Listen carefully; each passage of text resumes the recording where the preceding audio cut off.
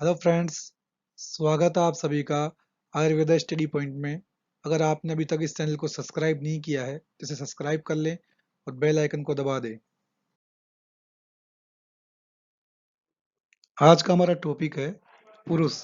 तो पुरुष यह टॉपिक शरीर क्रिया विज्ञान और पदार्थ विज्ञान दोनों में ही आता है। तो इसको सरल और आसान शब्दों में समझते हैं। सबसे पहले पुरुष की परिभाषा। तो जहाँ आत्मा निवास करता है उसे पुरुष कहते हैं और ये पुरुष शब्द आत्मा के लिए आया हुआ है। जब भी बच्चों को पुरुष की परिभाषा पूछते हैं तो मैक्सिमम बच्चे पुरुष का मतलब मेल होता है ना, ये बताते हैं। लेकिन जब भी पुरुष आएगा पदार्थ विज्ञान में खासकर, वहां पर हमेशा आत्मा से हमें समझना है कि आत्मा के बारे में बताया जा रहा है। पुरुष के भेद। तो पुरुष कितने प्रकार का होता है? तो आयुर्वेद में पुरुष को एक धात्वात्मक, षड और चतुर्विंशति तत्वात्मक बताया गया है। तो सबसे पहला जो है एक धात्वात्मक पुरुष। केवल चेतना को एक धात्वात्मक पुरुष कहा गया है। अब चेतना का अर्थ क्या है? आत्मा को, केवल आत्मा को एक धात्वात्मक पुरुष कहा गया है।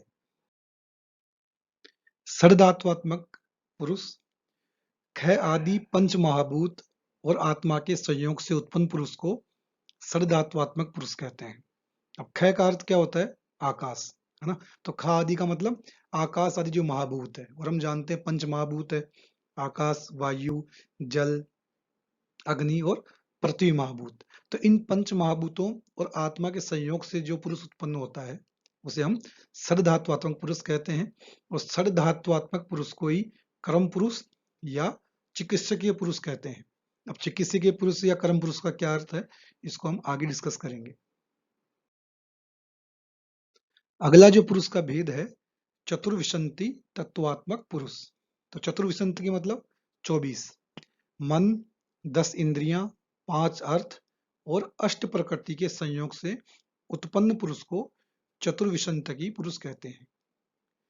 चतुर्विंशति पुरुष को ही राशि पुरुष या संयोग पुरुष भी कहते हैं। चतुर्विंशति पुरुष को हम ऐसे याद रख सकते हैं कि इसमें जो 24 तत्व हैं उसमें 16 विकार है और 8 क्या है? प्रकृति है। अब 16 विकार में क्या क्या आते हैं? 11 एकादश इंद्रियां और 5 अर्थ। एकादश इंद्रियों में 5 ज्ञानेंद्रियां हैं, 5 कर्मेंद्रियां हैं और एक उभयेंद्रिय मन है। 5 अर्थ या विषय हम जानते हैं शब्द, स्पर्श, रूप, रस, गंध है। अगर आपने अभी तक इंद्रियों के बारे में नहीं पढ़ा है तो उसका हमारा वीडियो है इंद्रिय पंचक, उसका लिंक आपको डिस्क्रिप्शन में मिल जाएगा, आप जाके वहां पे इसे देख सकते हैं। अष्ट प्रकृति में अव्यक्त, महान, अहंकार और पंच महाभूत, ये किस में आते हैं? अष्ट प्रकृति में आते हैं। तो इस प्रकार से कितने हो गए? ये 24 तत्व हो गए, 16 विकार और अष्ट प्रकृति। जो सबसे महत्वपूर्ण बात है कि एग्जाम में प्रश्न किस तरह से आते हैं, तो पुरुष किसे कहते हैं, पुरुष के घटक बताइए। तो एक धात्वात्मक पुरुष के जो घटक होंगे वो भी आपको समझ में आ गया होगा कि उसमें केवल एक ही घटक है, चेतना है। षड धात्वात्मक जो पुरुष है उसमें 6 घटक है, पंच महाभूत और एक आत्मा है। और चतुर्विंशति जिसके अंदर 24 जो घटक हैं उसमें 16 विकार हैं और अष्ट प्रकृति है। तो ये भी आपको समझ में आ गया होगा। दूसरा, कई बार पूछा जाता है आपसे कि षड धात्वात्मक पुरुष या राशि पुरुष का क्या महत्व है।